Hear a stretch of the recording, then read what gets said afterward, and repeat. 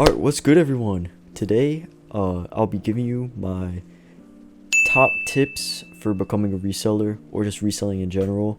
I've been doing it consistently for about say 3 to 4 months consistently. So not bad timing. We just hit 1K on Instagram. As you see, all these shoes back here were for the sale and I got more in my closet. But yeah, that sale was amazing. So yeah, just to give back to y'all, we'll be releasing some different type of content. Let me just fix this right here. There we go. But yeah, I'll just give you guys some different type of content, a rundown of my journey as a reseller, I guess. And yeah, let's get to the first tip. Tip one is when you're starting off reselling, buy used. Buy used as much as you can. Used pairs are the most profitable when you're just first starting mainly, and in general the most profitable if you get good at it. Now you might be asking, where am I going to find used pairs? Now that's where online websites like eBay, Mercari, those are the two best for finding used steals. You don't know how many times I've copped steals on both those apps. It's crazy. Then after that we got Instagram. Now Instagram is great. There's many different pages. The only downside of Instagram is that most people on Instagram are a reseller. So if it's a reseller, they're gonna overprice, but you can still negotiate your way down or make connections to get a good price on used pairs. So yeah, just buy used. Use those third-party markets like eBay, Mercari. Make some connections on Instagram. And yeah, used pairs are crazy. Like, I picked up this pair right here. UNC ones. No box, but I guess how much I got them for? 120. 120 is crazy for a pair like this. Don't sleep on used, man. Don't sleep on used. Used pairs also make great personals for people because you can make the prices cheaper, which makes them want to buy them more. Alright, tip number 2. My second tip, the tip that basically got me going for reselling, is just make an Instagram account. That's basically that's one of the best things you can do for reselling. Make an Instagram account.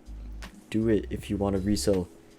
It's not that hard. You don't have to spend countless hours on the account. Just make an account. Alright? Make the account. Set up a location where you buy and sell. Post your photos, post reels, post TikTok, post as much content as you can to be consistent. And that's pretty much it for Instagram. But yeah, just manage that really well. You'll be successful a lot if you do well on your Instagram and make a brand out of yourself. Also, make sure to, what else was I about to say? Now, if you really want to get into it on Instagram, I would say stop watching YouTube, stop watching TikTok, and in that spare time, go on Instagram, make your own content, source with people, talk to people. So instead of wasting your time consuming content from other people, if you're consuming content from other people without learning anything, you're just consuming it to consume it, you're not gaining anything out of that. Alright? If you produce content, you are gaining stuff out of that. Producing content is way more special than consuming content. You can only consume so much content until you know what you know. But after that, you gotta use your knowledge to your advantage. So that is my second tip done. Well, I guess that's kind of like 3 tips in there, not 1 tip. But my next tip is gonna be about negotiations. I just dropped my phone. Anyways, negotiations. Well, I mean, you just have to be a good negotiator. Never overpay for a price. If you agree on a price before you meet up, and like, let's say, here, let's go to an example. Let me find this pair. It's a little bit creased. Alright. Say that I was selling you this shoe right here. Beautiful shoe. You don't see anything wrong with it. If I took a picture right here, nothing wrong with the shoe. Perfect shoe. But when you go to meet up, you can always find something off with the shoe. or if you ask for additional pictures, you can always find something off with the shoe. For example, if you look closely, there's creasing. Minimal creasing, but creasing is still creasing. And if they did not mention the creasing before, or the defect, etc., then you can't agree on a price that was agreed on a condition that it's not, you know? So, if that happens, there's always space for wiggle room. I believe so, even if it's only $10. $10 is still $10. My other negotiation tip, another big one that's pretty obvious. If they say they have no box when you meet up, and before they said that they had box, or they just didn't say, be like, oh yeah, I thought they had box. Obviously you can get maybe like $20 just because of that off. And then another one of my negotiation tips is that if someone is selling a steal, like an obvious steal that you're gonna make big profit on, like they already listed it super low, don't offer lower. Just don't. There's been so many times where I've seen people offer lower for me, and I've done the same mistake. They offer too low, so then the guy that's selling it is just gonna get upset or something, or just like question them like why, because it's already a crazy steal, so like what's the point? But yeah, never get too greedy, because that might end up ruining a connection, or yeah, just ruining connections and maybe like losing out on the deal. So never lowball too low. Like if it's like a big enough discount to get a decent amount of profit on, just go with that. And then my next tip will be use legit app. If you don't know how to legit check, like, to be honest with me, I know how to legit check to the bare minimum. I don't know, I'm not the best at legit checking Yeezys. If you showed me a fake pair of Yeezy that's like a good replica, I probably wouldn't notice. So that's why I use legit app. A lot of people go by legit app just because the most trusted app for legit checking. So use legit app. Yes, it's $3. You might be like, but I gotta use $3 every time. But you're making profit, right? So it's worth it. Also, would you rather spend $3 or spend $200 or more on a fake pair of shoes? I think that's pretty obvious. And then my next tip. Some of y'all are gonna laugh at this one, but don't make mystery boxes. I know where some of y'all knowing this tip came from. Do not make mystery boxes if you're scamming. Not scamming, but just don't do mystery boxes, and just don't put a bad mystery box. Like, you're gonna get in big drama because of that. One guy I know, he made a mystery box, a $500 one. He put like $350 worth of stuff. So when the guy got it, he got mad. Everyone saw it. And at that point, like all of his stuff after that, like he just can't sell it. Like his connections are just gone. His business was gone. No one wanted to buy from him anymore. So just don't do that. Because if you get, even if it's a decent mystery box, just don't, because they will complain about anything they can. If they don't get one shoe they don't like, even if it's a fair box, they'll still complain because they didn't get a shoe that they wanted to. So just don't do a mystery box. Alright, my next tip is to join a Discord group or follow people on Instagram or Twitter that announce sneaker drops. Now this is for more the people that just like buying off just drops and just selling it for like $50 profit, which is still profit. But the problem with this is that yes, it's still profit, but it's nothing compared to if you're consistently buying from other people and selling. Because drops, there's a low chance of you copying on every, well yeah, you're just not going to cop on every single drop, put it like that. But yeah, low chance of copying. A lot of the recent drops have been bricking. So since everything's been bricking, like some of the drops are just not even worth going for. So you can't even rely on drops anymore. If you're gonna be a good reseller, you gotta remain on the third-party market. Negotiate, buy, sell, do some trades. Can't always be going after the drops and expecting to make it. Just like, can't always go for drops. I do recommend you to go for the drops, but just don't rely on only drops. It's not good. Also, with the drops, what I was saying earlier, join a cook group. Actually, join a free cook group. I wouldn't recommend spending money on one. All they're really gonna do for you, unless it's like an insanely good cook group that bots for you and all that type of stuff, I'm not really into that. That you might have to ask someone else for advice for. I can't give that. But yeah, join a group that notifies you when there's drops.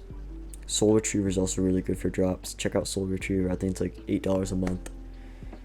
Follow Instagram that posts drops and go for every drop that's decently profitable. I even recommend you to go for the $20 profit drops. You know why? Yes, it's $20. You make $20, but not also that.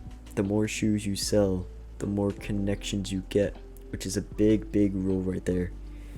Alright, so yeah, always go for connections. I think that's the biggest thing, because if you sell to that, let's say if you got a pair of sneakers, right? You sell it to a guy that you've never sold to before. Now that guy maybe buys 10 pairs from you. That's amazing. But he would have never bought 10 pairs probably if you didn't sell him that one pair of shoes. So it's just an idea. Also, another tip that branches off of that. I don't even know what number tip this is, but sell to other people. Alright? Don't always sell to, let's say, a selected 1, 2, or 3 people. You want to branch out.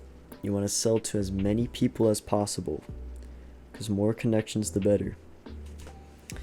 And yeah, when you sell to more people, you can buy different things too. So yeah, more connections the better, like I said before. My other tip, big one right here, invest in supplies to clean up sneakers and restore them. Like, what do you call it, ice box. Like, icing sneakers is a great way to get started if you have low money. What I recommend you to do the most, if you have zero, like if you have like, let's say you have like $200 or less, buy a black light, get a box, make an ice box. Buy shoes that are super yellowed. You can find some for $60 to $100, some 11s, some 5s. Ice those shoes, you can make $50 profit. A great way to start. Icing is also really good. Once you build up the name, you can ice for people, charge them to ice their shoes. It's a great idea. Great idea. Next tip is for if you're ever doing sneaker meetups. If you're ever doing sneaker meetups with a new guy, like first time doing sneaker meetup, make the meetup memorable for the person. Like, make sure the person remembers the meetup. Make sure it's like different than their other meetups. Like, do something nice, or maybe give them like a slight deal on the first meetup, so they'll keep contacting you to buy more. Now, yes, this might backfire maybe for some people if you do it to the wrong people and ask them, but if you give people steals on a deal, like the first time you meet, they'll start contacting you more. They'll ask you first before anyone else they want to sell something. So, good way to build a connection right there. My next tip is gonna be, don't spend your profit on shoes for yourself. You don't need, yes, it's very tempting when you're getting these steals, when you start getting steals. Like, I've had so many times where I was tempted to keep the shoe just because I get steals sometimes for a crazy price. But man, if you get a steal, man, just sell the shoe, keep the profit, use it to buy more shoes. Yes, we all want shoes, man. We all want shoes. And it's good once in a while when we get a shoe for a steal to buy it and keep it for ourselves. But we can't always keep these shoes, or else we're going to have a huge collection and your profit is going to cancel out. with what you spend on these shoes. So you'll basically be making $0. Yes, you'll have cool shoes, but no progress really, in my vision. But if you want to spend money on shoes, go ahead. Sneaker reselling is a great way to build up your own collection, because it makes you technically get the shoes for free when you think about it like that. So, not bad. Alright, my next piece of advice is going to be for sneaker investments. Alright, this is my opinion on sneaker investments.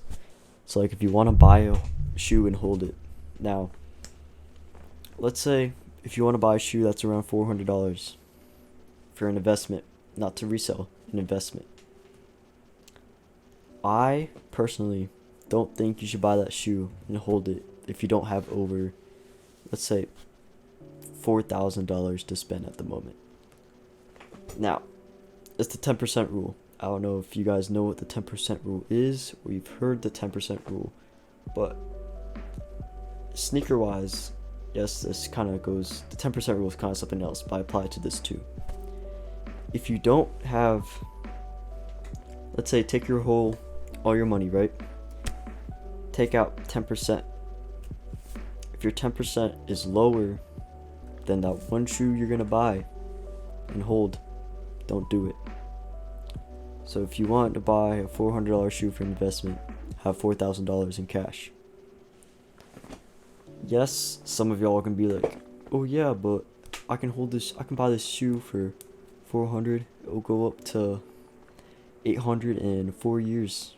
Yes, that is a great curve. But I feel like if you don't have a lot of money, let's say if you only have $1,000, you can do more of that $1,000 in 1 year or 6 months or 3 months, like right here, than holding a shoe for 4 years, in my opinion. So yeah, I would not invest if you're just starting out. If you have under, definitely if you're under $1,000, just don't invest in shoes. Not good for you.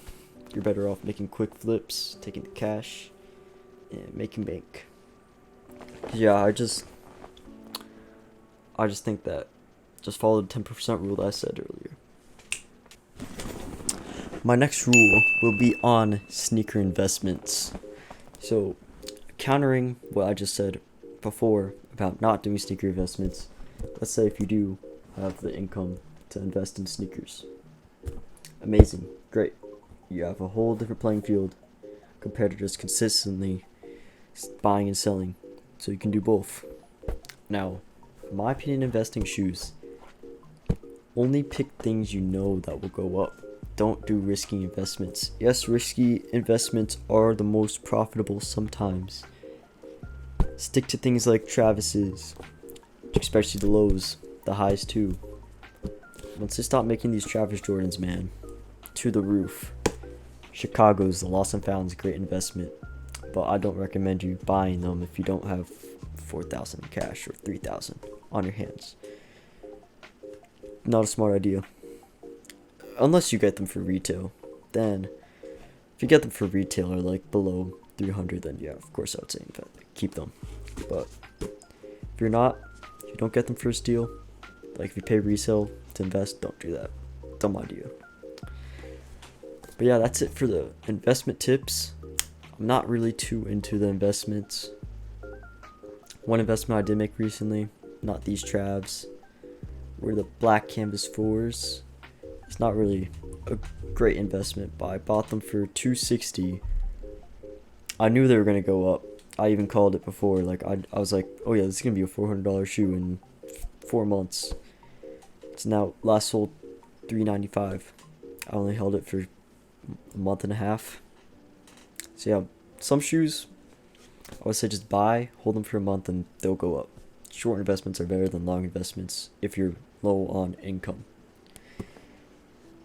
And those are all my tips for now. I definitely have more somewhere in here, but on top of my head, those are the best tips I can give y'all. Thank you everyone for 1K followers, really means a lot. I'll try recommend different content in the comments. I'll try to give as much content as I can. I love doing these videos. I hope y'all enjoyed my 1K sale. Really appreciate y'all. So yeah, hope you guys enjoyed the video, and see you next time. Peace.